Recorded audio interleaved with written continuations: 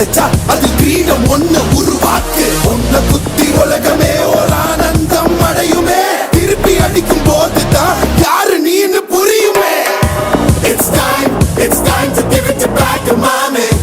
இது திருப்பி கொடுக்கும் நேரம் மாமே. It's time to give it back to mommy. இது திருப்பி கொடுக்கும் நேரம் மாமே.